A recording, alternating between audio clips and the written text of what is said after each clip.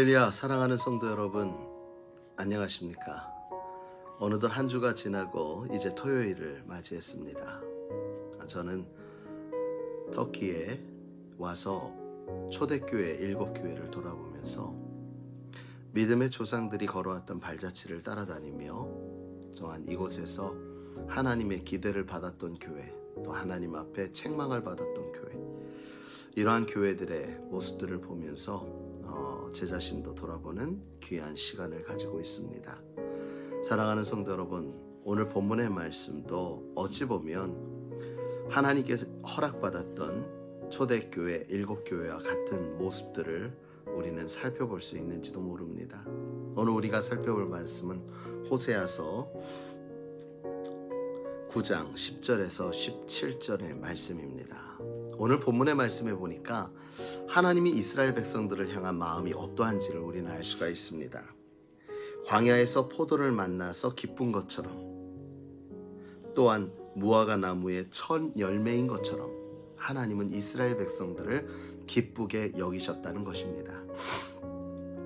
이곳에 와보니까요, 정말 광활하기 끝이 없는 길이 있지만 넓은 들이 정말 척박해서 물 하나 없는 것 같은, 마치 사막과 같은 그러한 모습을 하고 있는 것을 보게 됩니다.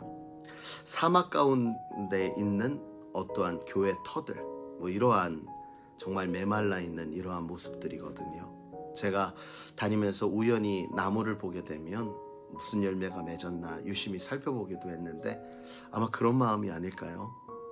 하나님께서 이스라엘 사랑하는 마음은 정말 메말라 있는 들판 가운데 포도나무에 열리는 열매처럼, 무화과 나무는 첫 번째 해에 열매가 맺지 않습니다. 두 번째 해부터 맺는데 그 기다림 가운데 얻었던 첫 열매처럼 하나님은 이스라엘을 그토록 기뻐하여 주셨다는 것이죠.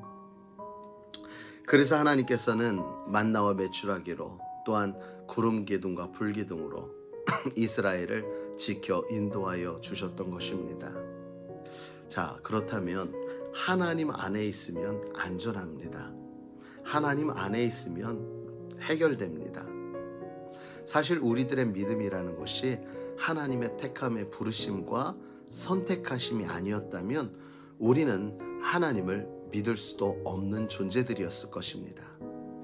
믿음을 은혜로 선물로 받아서 우리가 하나님을 알게 되고 예수 그리스도의 십자가를 인정하고 믿음으로 하나님의 자녀된 삶을 살아가고 있는 것이 우리이지요.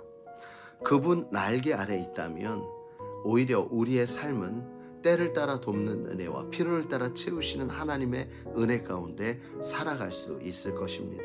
그러나 오늘 이스라엘 백성들은 어떠했습니까?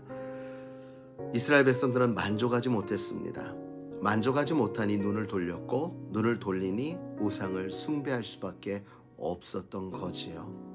하나님께서는 그들에게 이제 저주를 하십니다.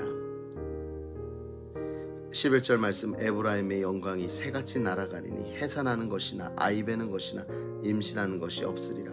혹 그들이 자식을 기를지라도 내가 그 자식을 없이 하여 한 사람도 남기지 아니할 것은 내가 그들을 떠나는 때에는 그들에게 화를 미치리로다.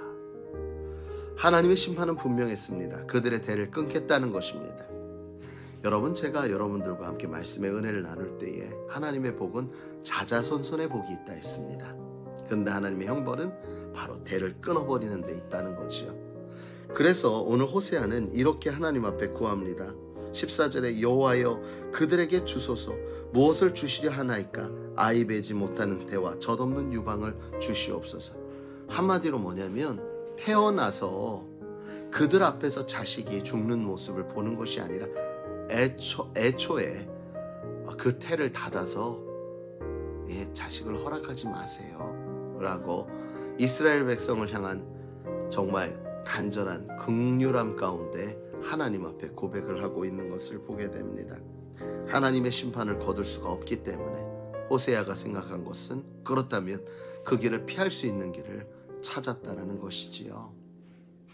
사랑하는 성도 여러분, 이처럼 하나님 앞에 온전히 서는 것은 복을 받으며 하나님의 인도와 하나님의 주장하신 가운데 살아가는 것이나 우리가 하나님을 저버리고 우상을 숭배하거나 하나님 외에 다른 것을 섬기거나 하나님을 의지하지 않은 채 다른 것을 의지하고 살아가는 그 순간 우리의 가진 것이 끊어질 수 있음을 우리는 기억해야 할 것입니다.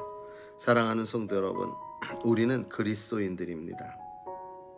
우리가 하나님 앞에 어떠한 존재인지를 늘 기억하고 하나님이 포도송이 같이 무화과 열매 같이 그렇게 극적인 표현을 써가면서 우리를 향한 우리의 가치를 높이 평가해 주신 것처럼 우리는 하나님의 사랑에 대해서 이 시간 높이 하나님의 사랑을 평가하며 우리에게 주신 그 사랑이 우리의 삶 가운데 별로 차별되어져 우리 안에 그렇게 확연하게 드러나지 않을지라도 신실한 하나님이 우리를 향하여 주시는 그 사랑과 그 은혜와 은총이 우리에게 계속적으로 이루어지고 있다는 사실을 기억하여서 우리에게 허락하신 그 은혜 미처 우리는 깨닫지 못하나 내게 주심을 믿음으로 말미암아 먼저 감사하여 그 모든 은혜와 영광을 누리며 살아갈 수 있는 저와 여러분이 되어지기를 간절히 주님의 이름으로 축원합니다. 호세아 말씀에는 계속적인 이스라엘의 하나님을 떠난 하나님을 배반하는 장면과 하나님의 심판에 대해서 계속적으로 반복되고 있지요. 이러한 가운데 우리가 깨달아야 될 것은 성경에서의 계속적인 반복은 강조를 얘기합니다. 이처럼 하나님이 분명하게 싫다고 하시는 것은 분명합니다. 뭐냐면 하나님 말곤 다른 걸 의지하지 마라. 하나님 말곤 다른 걸 사랑하지 마라. 계속적으로 강조하시면서 우리가 하나님을 사랑하면 하나님이 우리에게 주실 은혜가 무엇인지도 말씀해주고 계십니다. 그리고 우리를 어떻게 생각하시는지 오늘 말씀을 통해 우리는 분명히 알았습니다. 사막 한가운데서 포도 열매를 얻기는 불가능하죠. 그만큼 불가능한 것 같은 가운데서 우리를 부르셔 택하여 우리를 하나님의 즐거움을 삼으셨다라는 것, 이것이 가장 중요한 오늘 말씀의 핵심입니다. 여러분은 하나님의 존귀한 자들입니다. 하나님은 오늘도 우리의 사랑을 받길 원하십니다. 우리의 관심을 받길 원하십니다.